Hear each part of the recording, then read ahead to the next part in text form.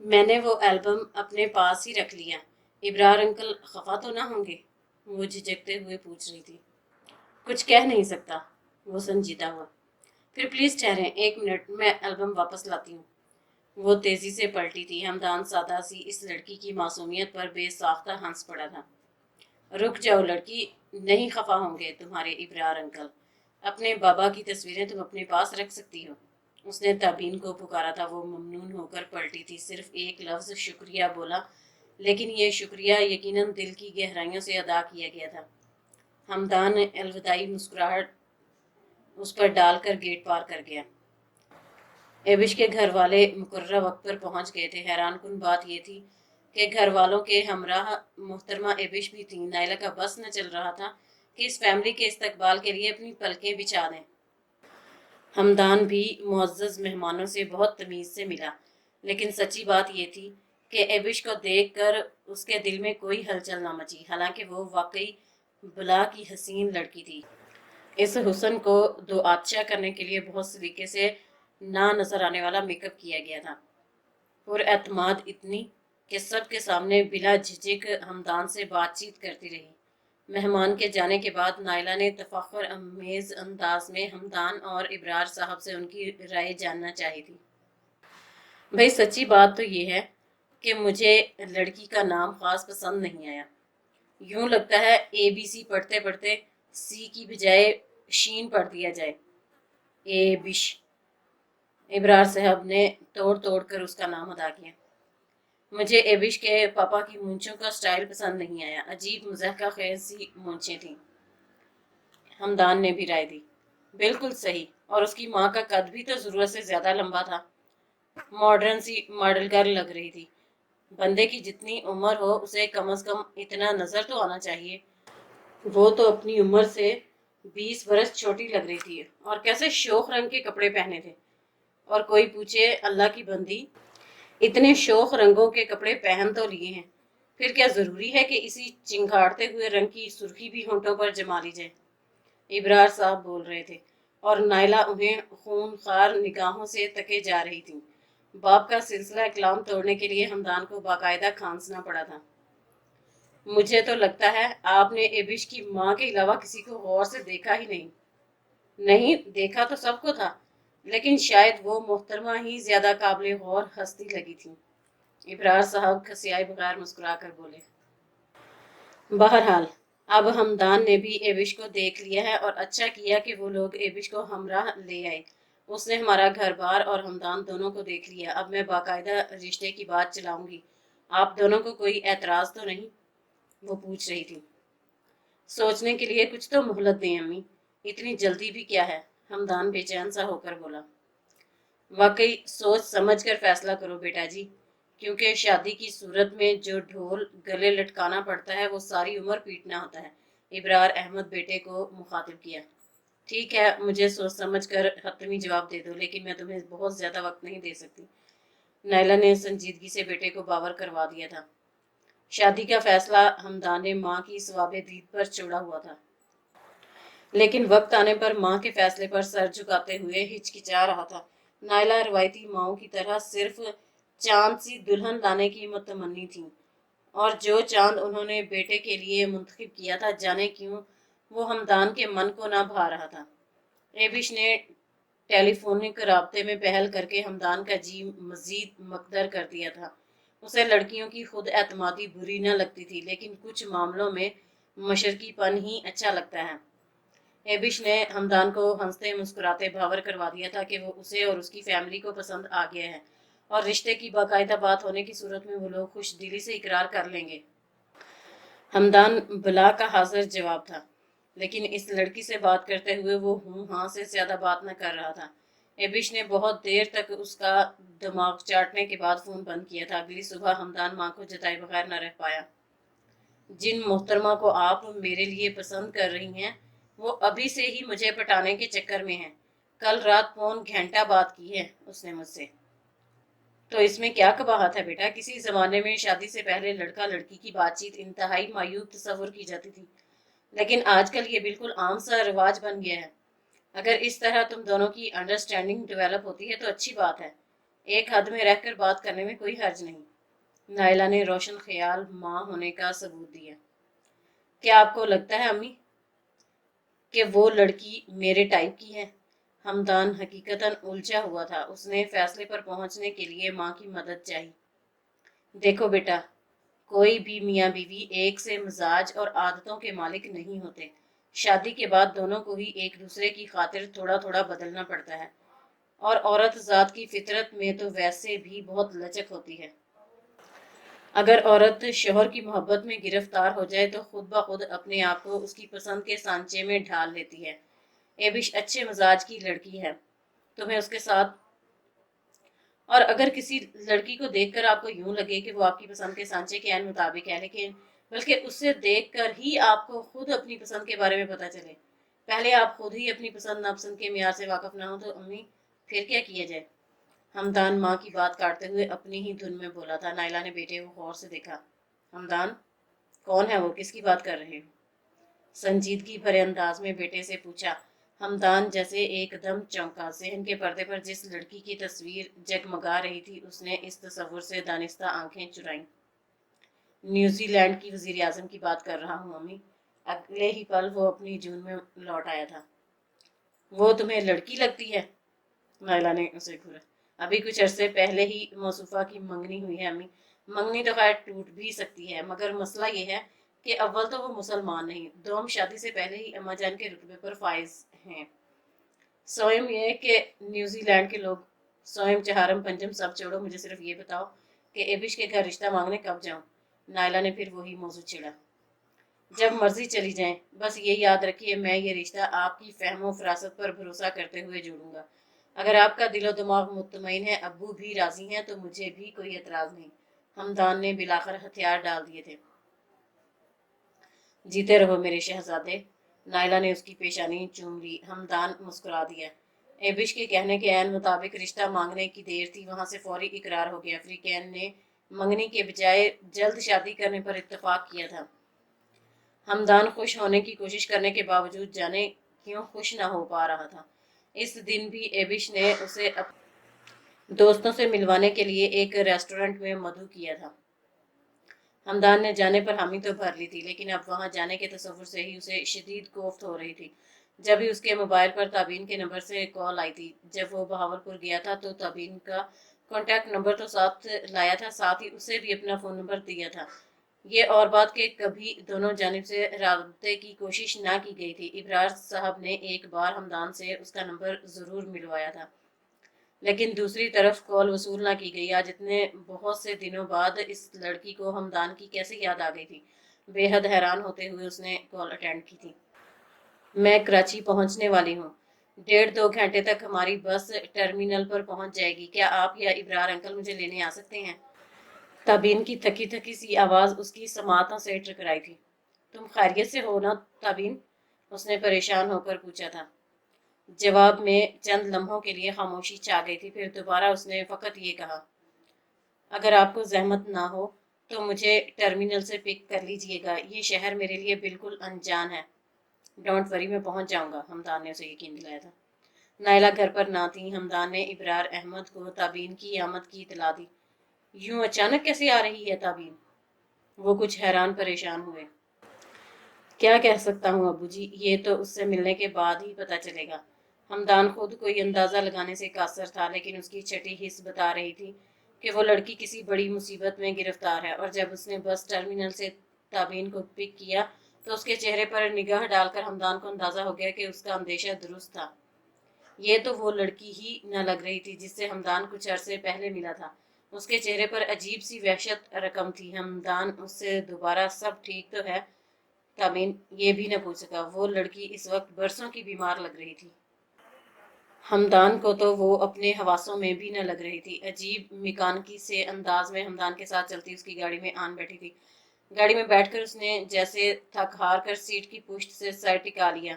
अभी तक दोनों में सलाम के तबादले के अलावा कोई बात ना हुई थी। गाड़ी ड्राइव करते हुए हमदान उसे कनखियों से देखता रहा था। बिन उजड़ी पुजड़ी हालत उसे सख्त तशवीश में मुब्तला कर रही थी।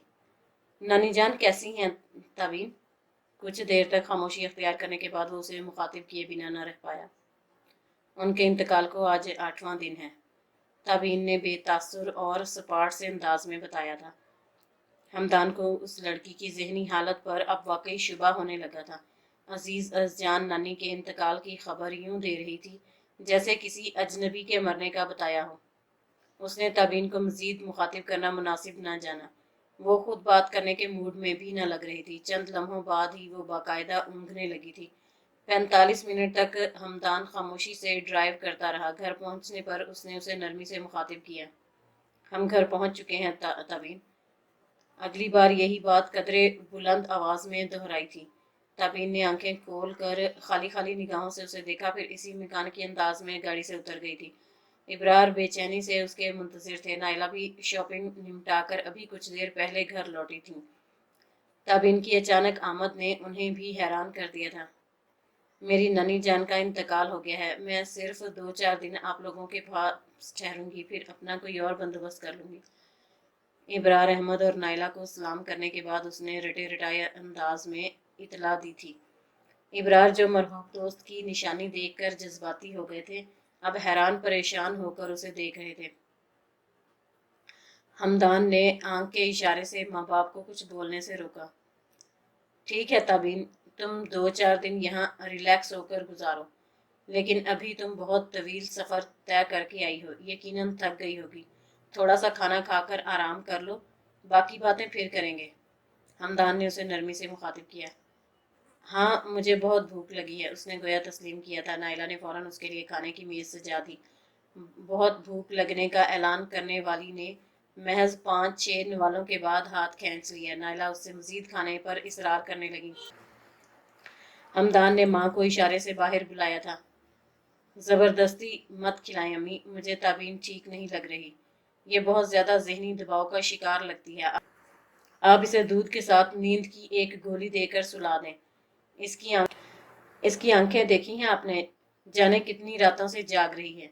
उसके लिए फिल वक्त पुरसकून नींद निहायत ज़रूरी है। हमदान ने माँ को मुखातिब किया। नाइला ने इस बात में सर हिला दिया था। जाने कितने घंटों की नींद लेने के बाद ताबीन की आंख खुली थी। सर अभी भी भारी भारी हो रहा था, लेकिन चंद घंटों की नींद ने उसे गोया वापस होशो हवास की दुनिया में लापटका था। वो जानती थी कि उसे अब अपने मेज़बानों के सवालों का जवाब देना पड़ेगा। बहावलपुर से कराची तनहा सफ़र करके उसे क्यों आना पड़ा था। बात बताना बहुत मुश्किल था, लेकिन बताए बिना चारा भी न था।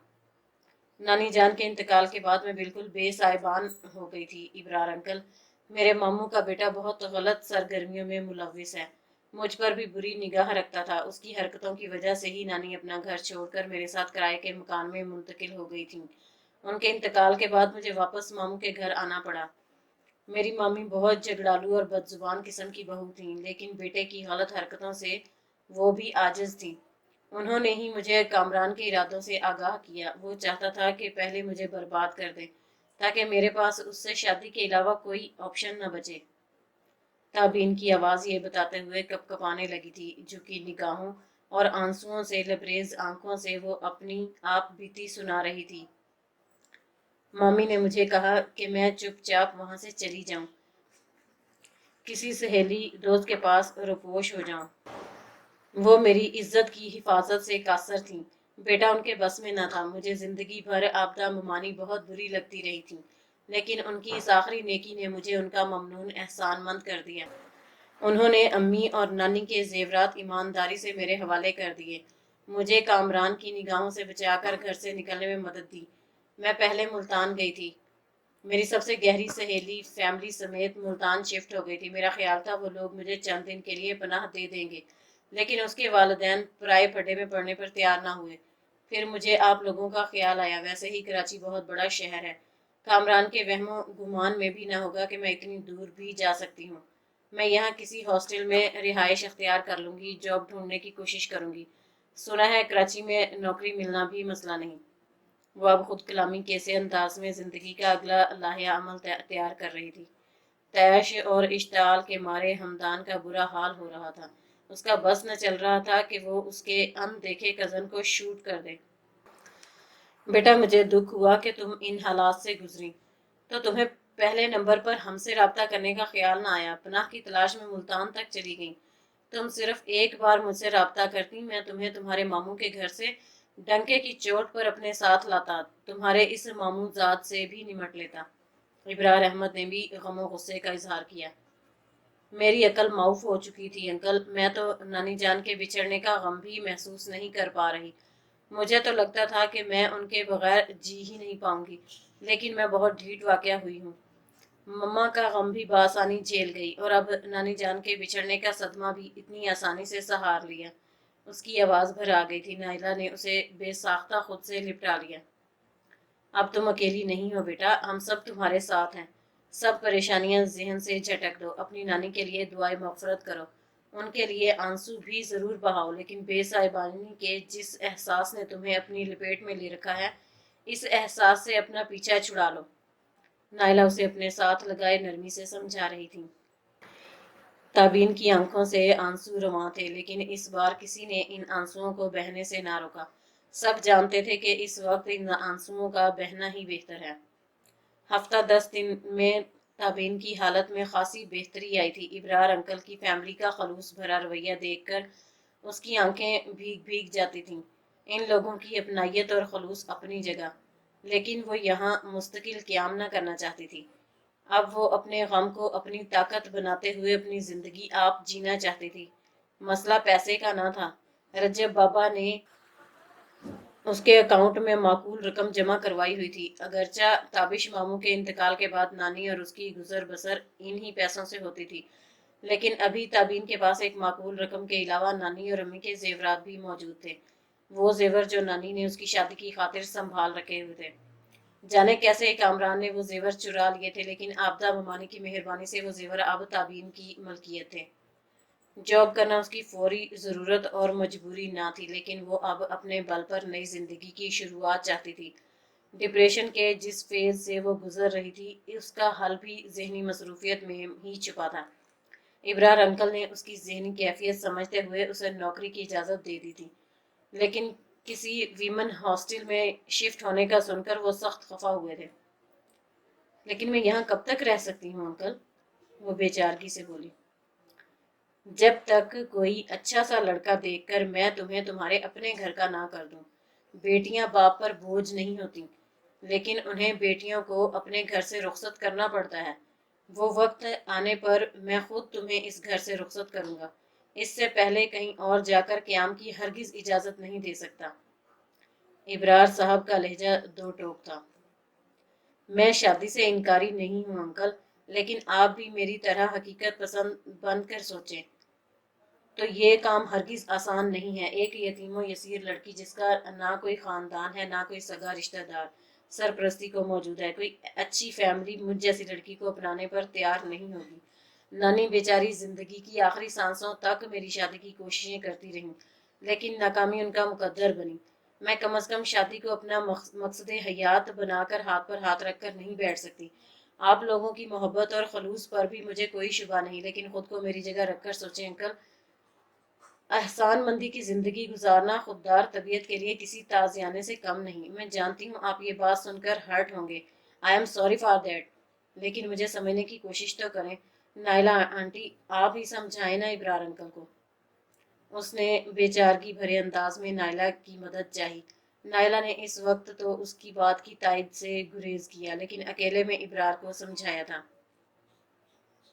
सही तो कह रही है ताबीन, हमारे घर यूं कब तक रह सकती है। कल को हमदान की बीवी घर आ जाएगी, हो सकता है उसे ताबीन का वजूद गवारा ना हो। बीवियां वैसे भी बड़ी पोजेसिव होती हैं। ताबीन कम उम्र है, खूबसूरत है। एबिश को ताबीन की मौजूदगी पर एतराज़ हो सकता है, और ताबीन जितनी हसास और खुददार लड़की है, वो हमदान की बीवी की नागवारी फौरन भांप लेगी, फिर वो खुद ये घर छोड़ने में ज़रा देर नहीं लगाएगी। लेकिन इस सूरत में हमदान और एबिश के ताल्लुकात में भी दरार आ सकती है। नाइला बहुत दूर की सोच रही थी, और इब्रार तासुफ और हैरत के मिले जुले जज्बात में घिरे शरीके हयात को देखते रह गए। तो मैं इन बातों से ये नतीजा अख्ज़ करूं कि ताबीन के लिए आपकी हमदर्दी फ़कत ढकोसला थी। मतलब क्या है आपका? मुझे ताबीन से कोई हमदर्दी नहीं, और मैं उसकी दिलजोई की जो कोशिशें करती रही हूँ, वो फ़कत ड्रामा थी। अपनी नीयत पर शक किए जाने पर नाइला को शदीद सदमा हुआ था। اگر آپ تابین کو بیٹی کہنے کے ساتھ دل سے بیٹی سمجھتی تو اتنی آسانی سے یہ باتیں نہ کر ڈالتی۔ فرض کیا تابین ہماری سگی بیٹی ہوتی، کسی کرائسس سے گزر رہی ہوتی اور ہماری بہو کو اس کا وجود گوارا نہ ہوتا، تو آپ ایسی بہو کو چوٹی سے پکڑ کر گھر سے نکالتی یا اپنی بیٹی کو ہی گھر بدر کر دیتی؟ ابرار خفگی بھرے لہجے میں استفسار کر رہے تھے۔ بات آپ نہیں سمجھ رہے ہیں ابرار صاحب، حقیقت یہی ہے کہ تابین ہماری سگی بیٹی نہیں ہے۔ ہمدان کی بیوی جو کوئی بھی ہوتی، وہ تابین کی موجودگی پر معترض ہو سکتی تھی۔ میں صرف ایبش کے حوالے سے یہ بات نہیں کر رہی ہوں، اور ہم تابین کو بے یار و مددگار تھوڑی چھوڑیں گے۔ وہ یہاں آتی جاتی رہے گی، ہم اس کے پاس چکر لگائیں گے، میں اس کے لیے کوئی اچھا سا لڑکا ڈھونڈنے کی کوشش کروں گی، ہم اسے اسی گھر سے بیٹیوں کی طرح رخصت کریں گے۔ نائلہ نے رسانیت بھرے انداز میں شوہر کو قائل کرنا چاہا۔ وہ اچھا سا لڑکا ہمارا اپنا بیٹا بھی تو ہو سکتا ہے، آپ اس بارے میں کیوں غور نہیں کرتی؟ ابرار ذرا دھیرے سے بولے تھے۔ نائلہ ان کی بات سن کر ششدر رہ گئی تھی، وہ نگاہوں میں بے یقینی سموئے شوہر کو